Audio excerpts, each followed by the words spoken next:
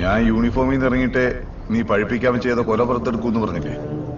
എടുക്കടാ, എടുക്ക വേണ്ട